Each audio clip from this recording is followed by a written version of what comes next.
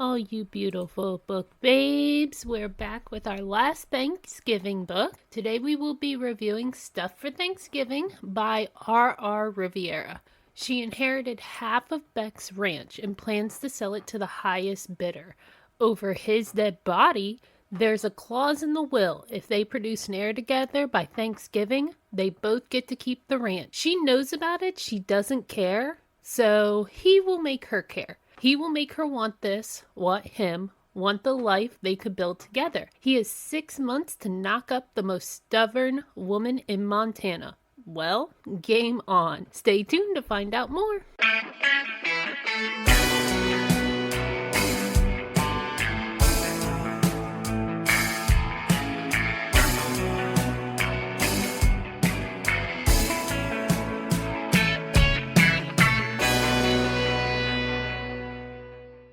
Hello, all you beautiful book babes. I am sorry for the interruption, but thanks to you all, we were able to obtain another sponsor, and this one I'm really excited about. This episode is brought to you by Dr. Ganja. Now, I know CBD and THCA is a controversial topic, but it's something I really believe in, so much so when I was in college, I wrote a whole paper on the topic and how it is so beneficial versus other medications. I even got my professor to convert on their beliefs on the topic. I used this company way before they reached out about being a sponsor. They have so many different products. They have flour, vapes, topical creams, gummies, spa stuff, and so much more. My favorites are their bath bombs, face wash, and their full spectrum sob relief. With having tendinitis in almost all my joints from playing sports growing up, this really helps with the pain in my joint. My husband loves their flour and vape products. He struggles with anxiety, and this really helps him when he's having an attack. We have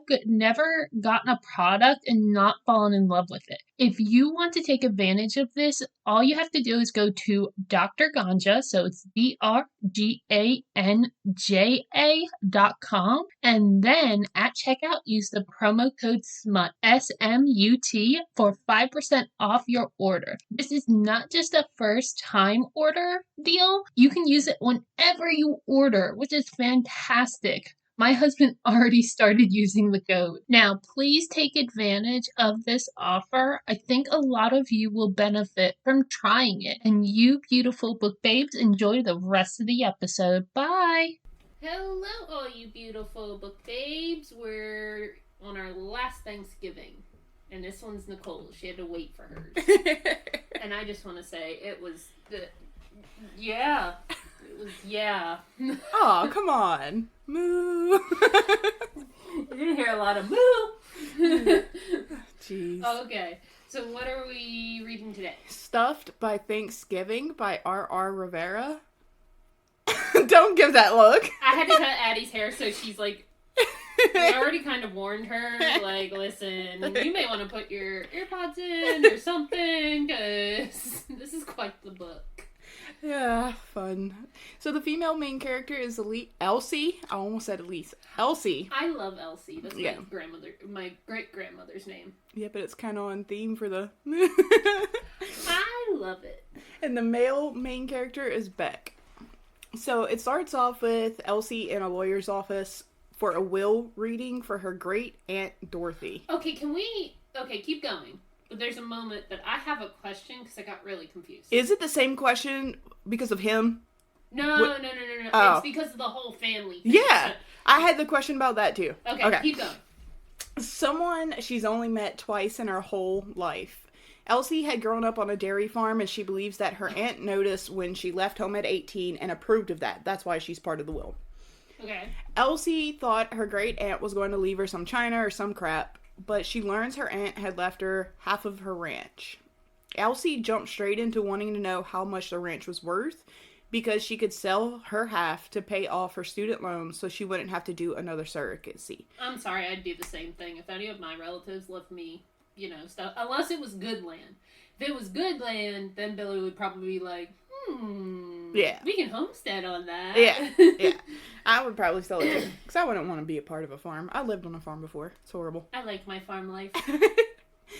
Before she could get too far down the path of selling it, the lawyer said that there was some other conditions before it could be sold. Partly that the other half was given to Dorothy's nephew, who has been living and working on the farm for years. So this is what, like, alright, so I know they said that they're not related. But they have to be. They have to be. Like, Elsie's Dorothy's great niece, but she isn't related to her. I was so confused. Unless it's her great aunt by marriage. But you're still related. I'm sorry. It's like me. I thought one of my cousins that was related to me by marriage was cute, and I was like, I ain't touching that with a 30-foot pole. You're still part of the family. You're like, y'all cousins. Yeah, we're cousins. That's not... Yeah, exactly. I can't. Exactly. So, Beck is Dorothy's nephew, and Dorothy's niece. What the fuck? It sticks with the farm theme. I guess. Incest. Beck's upset that Dorothy would have split the ranch instead of giving it all to him, but Elsie doesn't even want the ranch. So Beck tells her to sell him her half, but Beck can't get her $2 million in a couple months. So... I mean, if he can get close, I don't know why she didn't take it, because I don't remember. What was her college amount? I don't think they said...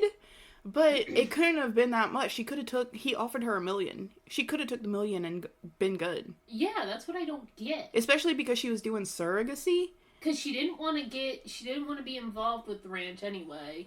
Like, she just wanted to pay off her student debt and live comfortably. But even $1 million, you can do that. Yeah, that's what I'm saying. No way your student debt was $1 million for whatever she went to school for. Not even doctor, like, unless it's a very prestigious school, which she's a farm girl. I hate to say this, I highly doubt it was a prestigious school. It's not going to cost $1 million to pay off your student debt. Exactly. I don't get why she just didn't take the $1 million and be good with it. Yeah. The lawyer also tells them about a provision. If Beck and Elsie enter a committed relationship, and Elsie is pregnant by Thanksgiving, the ranch remains in both of their names. If that condition is not met, either party can sell. Okay. So... Elsie is laughing and flat out declines that. She's told that she can't sell until she has lived on the property until Thanksgiving passes. Only then she could sell. She's pissed, but says fine. So this is shit my family would do. Yeah, it's like if they didn't like someone I was dating, they would literally put it in their will that I had to marry this guy if he did something. Or you had to wait this amount of time before you could sell? Yeah. To force them to try to, get you gotta live together here for 6 months. Good lord. Yeah. Beck chases Elsie to offer her $1 million for her share, but she declines, saying that her half is worth $2 million and left his ass in the dust. She's like, see you at the farm. No. $2 million or nothing. I do like the pettiness. Oh, yeah. I do like it. Yeah. Like, I thought it was dumb and on her part if she's just trying to pay off her student debt, but yeah, I can appreciate I like petty. what Beck did, though. Like, whenever the investor went out there. Oh, yeah. He's a dick, and I kind of appreciate it. Yeah. When Elsie gets to the ranch, Beck shows her to the guest house. Beck begs her to reconsider the clause, telling her that if they got together, she will get her money, plus some, because the income would keep coming. But she declines, telling him she doesn't want a baby. She's done with surrogacy and wants her body back. So on this, in the beginning she said she was sad because these babies that she did the surrogacy for wasn't hers. And she wanted one for herself. But now she's saying she doesn't want it. Because like in the beginning she was like, I just wanted, after having these surrogacies, I want one for myself. But now she's saying she doesn't want a baby. So that kind of confused me. I was like, wait, does she or doesn't she want a freaking baby? I think so she's kind of a control freak. Mm-hmm. So I think it comes with the control. So she needs to control who she has it with, and the aunt doing this, saying, hey, you're going to have a baby with this guy, is kind of like, no, you're taking away my control. Gotcha. Okay. That kind of makes sense. It's a psychological thing, so she would... I kind of saw it on that level, because I'm a control freak. Yeah. So, yeah. Gotcha. Beck had left Elsie to unpack, but only lasted a couple hours before heading back. But when he went back, he walked in on Elsie pumping. He knew he should have left, but couldn't. When Elsie sees him, she freaks out, but Beck is curious about how often she pumps and how much milk she makes. The questions. Right? I was like, dude, that is not your business. That's what she said. She's like, it's not your business. He says it's because he has cows, to which Elsie says, I'm not a cow. And that cracked me up. Like, I'm not one of your cows. Why are you fascinated with this anyway? I get your dairy farm. I get it. Yeah. But this should not amuse you. Turns him on.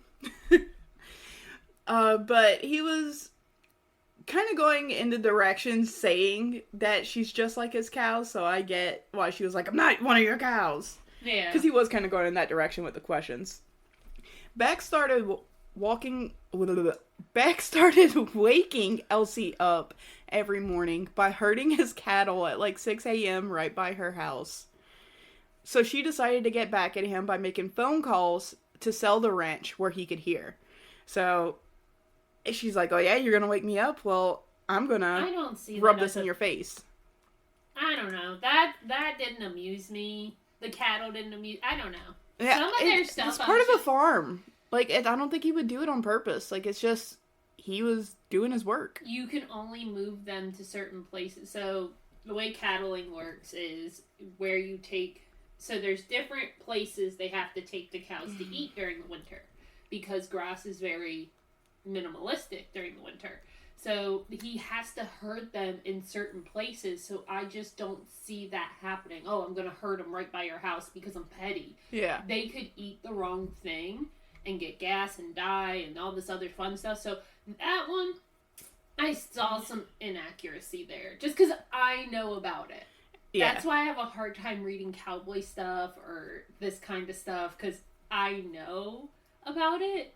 So it ruins me. Exactly. And, like, I could see him moving them, like, once. Because you leave them in a certain part of the pasture for a while before you move them again. Yes. So every morning at 6 a.m., he was just like, hey, I'm just gonna... Well, no, you have to move the cattle every day. You have to? Yeah. I thought you left them for, like, a certain amount of time, then moved them again. No, that's only during the summer.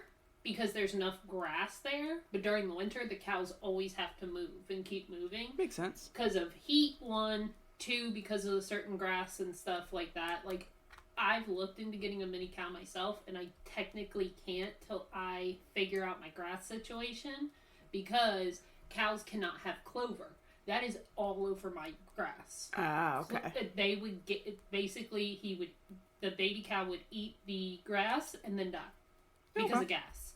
Either that, or I'd have to literally, gruesome thing, cows, when they get gas, you actually have to stab one of their stomachs to release it, and then put a hole there, a little plastic hole thing, to let the gas escape for a period amount of time.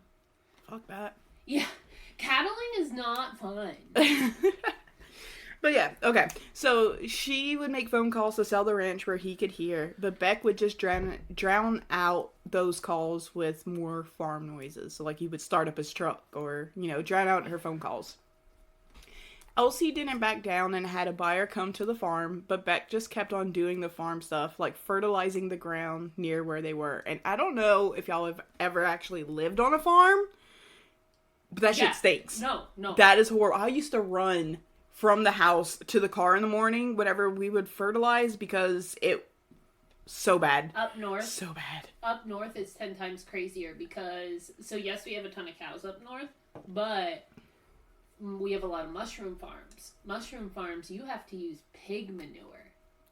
That is 10 times worse. I have chickens. Chicken manure is worse than pig manure. So it's like, it's crazy. I have to dump my chicken fertilizer in a certain spot away from the house so flies don't come in. Like, trust me, I know. Yeah, that fertilizer shit stinks. But Beck's farm work chases the buyer off. So the buyer is just like, fuck this. I gotta go. Yeah. Beck comes and apologizes and asks for a truce, asking her to have dinner with him. It was tense, but not that bad, as they agreed to a truce to make the next few months bearable. But after she left, Beck realized the storm was coming and went to warn Elsie and offer for her to stay with him. She says she knows how to handle herself and is fine in the guest house. However, later on, the power went out and Beck ran down to check on her. it's because her milking. He was like, Yep. her machine, her Yep. little milking machine's not gonna work. Because it's an electric pump. Which I don't get because they're battery operated. So why didn't she charge it before the storm? Maybe she just had one that plugged into the wall. Because They don't, though. Uh-huh. All of them are battery operated, I thought now. I had one that plugged into the wall when I was pregnant with her. Maybe I'm just not experienced with that. All the ones I've seen are, like, cordless. But, I mean, you're supposed to have a backup, like a manual one. So Yeah. why didn't she have a manual one was my thought. Yeah, true. But yeah, so he found her in pain because she couldn't pump with her electric pump since the power was out. And she was in extreme pain, so Beck offered to help. Beck starts drinking straight from the source to give her relief. This time, though... You could do so much more than just drink from the source. He did that shit on purpose. Of course. This time, though, she was turned on by what Beck was doing, and Beck was turned on from drinking from her. Beck took her to the bedroom, and they fucked. Now, this scene was so short. So short. I know, I was getting so bored in the middle until the moo. Yeah. Then yeah. the moo happened, and I was like, I'm awake. Yeah. Yeah, I'll say, because this scene, it was literally inserted, few pumps, and coming. Like, it was like 4 sentences, not even. Yeah. I was like, it was almost closed door for me. Yeah. That's how it felt. Like fade to black. Yeah. Almost. Yeah. But when they were done, Elsie said this means nothing and changes nothing. She's still selling, she's still leaving. Beck started imagining her milk being his, not only for him, but for their baby as well, and he knew he was fucked. So, the possessive thoughts were getting harder to ignore, but Elsie wasn't giving in. Elsie tells Beck that it can't happen again, and that it was good, but not smart, because nothing changed, and they agreed to stay away from one another. That lasted 3 days. Before they fucked again. And that one was a little better, but still really short. The scenes got better with each scene. It did. Like, this one, it was a little bit better, but it was still short.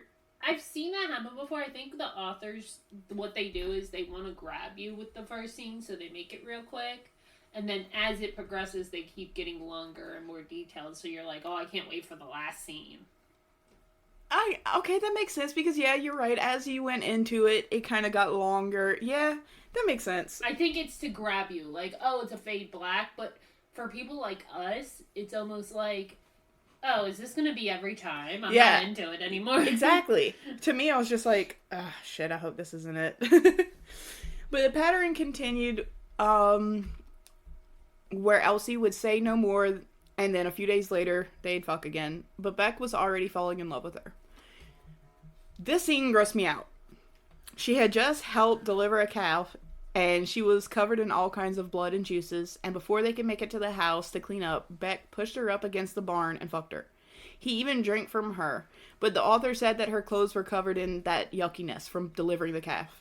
Meaning that she soaked through her shirts, and he was sucking on cow birthing juices, and because it was all over her. Yeah, that scene, I wanted to throw up. I was like, oh my god, why? Why is this in here? No, thank you.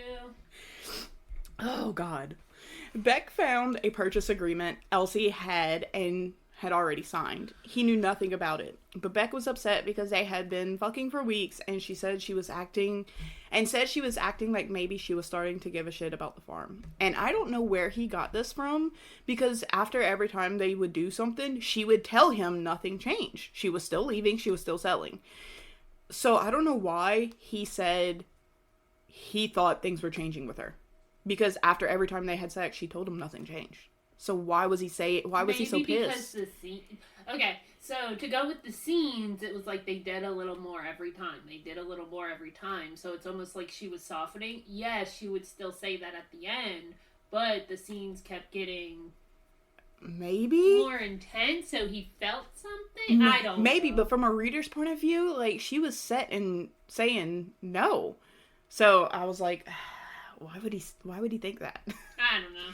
In their argument, Beck admits he's in love with her and fights with her about staying, and Elsie told him it's too late. The contract had been signed. But she admits she is tired of fighting this. This time the smut scene was hotter than the last few, and this time he tells her he's going to come inside her and give her a baby. And Elsie thinks it's a stupid mistake but goes with it. She even goes back for more and tells him to stay inside of her.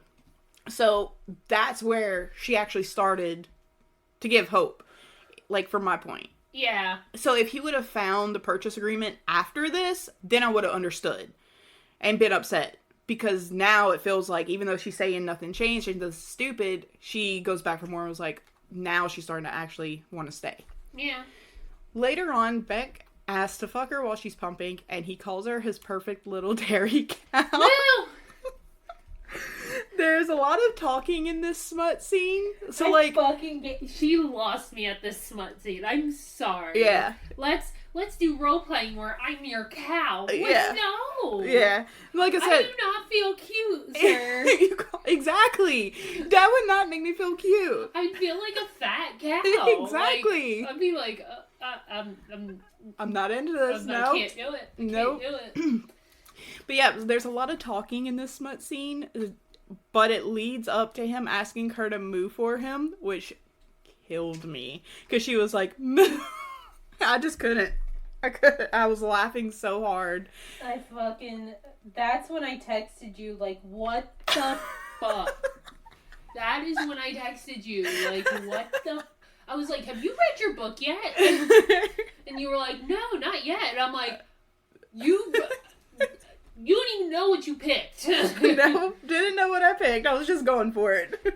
You were just scrambling for, like, Thanksgiving stuff. Well, no, because I had found a couple, but I had saw a blurb for this on somewhere, and I was like, oh, but it doesn't release till the 10th, but I want it. Didn't know we'd be mooing. Girl. Yeah. Apparently we moo. Yeah. Yeah, that would ruin the mood for me, though. It did. I was into it. I was like, oh, this is great. This is the best scene we've had. Yeah. And then the fucking moo came, and I was like, I take it back. Yeah. I take it back. Yeah, the moo. Jeez. But it made me laugh, so that's good. But after Elsie says she's backing out of the sale and is staying, after this point, the story actually got boring for me. Yeah. It was 62% I'm in. sorry, this book was just not it for me. No. I'd say because the rest of it, it was... I didn't see a point to it. Like, I don't know. It was just... She could have did a better ending. Yeah. But another weird... So, I stopped there. Please tell me you bring up his coffee at least. No, I didn't bring up the coffee. Excuse me, ma'am. I need... She keeps having milk. Uh-huh. And so he puts it in her coffee. This is like obsession. Yeah. This is... No. No. I mean, he's drinking it straight from the source. Why not add it to his coffee? Makes sense to me. No. Made sense to me. I'm sorry. It's one thing if you have to, like the guy's doing it out of duty, or, you know, I need to help He wasn't her. doing it out of duty. He was not. He was doing it because he wanted it. That was his milk. Okay, but another weird plot thing. She mentions running away from her parents' farm because that's not what she wanted. It mentions her mom and dad being upset with her, but later in the book, her dad shows up with his girlfriend. What the fuck happened to her mom? Yeah, the family scene I'm real confused about. I don't know why that stuck with me, but like, what the fuck happened to the mom? She left the farm. Like, it was her mom and her dad, and now all of a sudden her dad has a girl. Where's her mom? And you would think if the dad was disappointed in her not staying, he would be happy, but he actually questions Beck, like, what are you doing with her? And I'm like, wait, shouldn't you be happy about this? She's here now. She's running a farm. You think she'd be... But it's not his farm. He wanted her to take over their farm. I get that part, but he doesn't bring that up. Yeah. I thought that would get brought up too. Like, you ran away from all this. What are you doing here? Exactly. Yeah. So, like, nothing in the family scene was brought up, and then the mom is just suddenly disappeared. And he has a girlfriend? Yeah. And she explains the girlfriend, but I'm like, okay, where's your mom? Yeah. I was like, the fuck? Where did the mom go? Hello, all you beautiful book babes. I am sorry for the interruption, but I'm pleased to tell you that today we have one of our oldest sponsors back again. So this episode is brought to you by Dubby. Dubby is an energy drink with no sugar, but does not give you that jittery feeling or crash after you drink it. There's no fillers, artificial colors, dyes, sugars, or any of the other BS and preservatives. My personal favorite to drink is the Peach and Peach for when I need that extra pick-me-up when editing our podcast all night. All you have to do is click the link in the description Or, because I know links can be a little finicky, go to www.dubby.gg and in the coupon code field put SMUT, SMUT, for 10% off your order. Thanks for listening. But yeah, Goodreads rating is a 4.0, which was crazy for me. Yeah, this is the first one where I was like, it's not lower? Yeah. I really thought it was going to be lower, because I gave it like a 2.5 or a 3. Like, I would have rounded it up to a 3. Yeah, that, to be honest, I think I gave it a 2 when I read it. I wasn't impressed. No. The spice was a 2. I really like the milking part. I don't know why, but I've been into the lactating thing. Yeah, I had a lactating kink. Yeah. At a moment. Yeah, but the scenes, we got like 2 really good scenes. Yeah. The rest was fade to black. And then the one good scene, I got fucking taken out because because you moved. Yeah. Plot was kind of like a 2.5 as well, because 3-ish, because, I mean, yeah. World building was a 2 because of the parents and like some of the other stuff, like how she said she wanted a baby, then didn't want a baby. Yeah. Yeah, it was just, this book was all over and it took me out of it. Yeah. It's just, it wasn't my favorite. Some people may love it. Like, if you're looking for that lactating kink, okay. Yeah. I get that because this is It had a big emphasis on that. So yeah, I get why, if people are reading it for the lactating kink, yeah, I get why it's a 4. Mm-hmm. Like that. The lactating part was actually really good. And I've noticed this. When lactating kink for smut books is almost like you're all in and that's all you read. Yeah. I have found that out.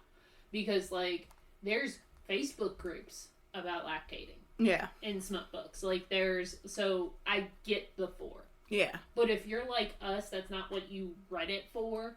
Yeah. It was that meh. Meh, yeah.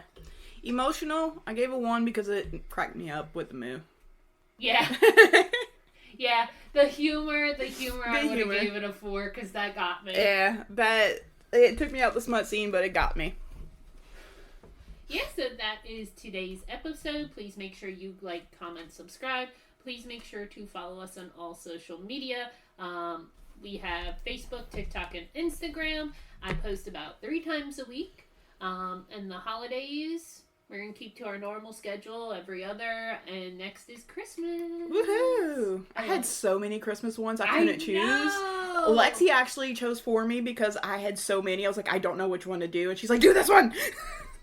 Was it the Layla Faye one? Yeah. Yes! Yes! That's an amazing book. Okay, so her specialty is monster smut. Yeah. And it's holiday smut. So she, of course, I had to pick her for Thanksgiving and freaking Christmas. Yeah. So, it's just, she does great holiday stuff. Yeah. Yeah. And then if it's not holiday, it's monster. I'll say, because I think the first book and the one that you told me to do was really good, too. I was like, yeah. Her first book that we read was A Stalker Christmas. Yeah, that's the one. Yeah. That one was so good. That was so good. So, you beautiful book babes, have a wonderful day. Bye. Bye.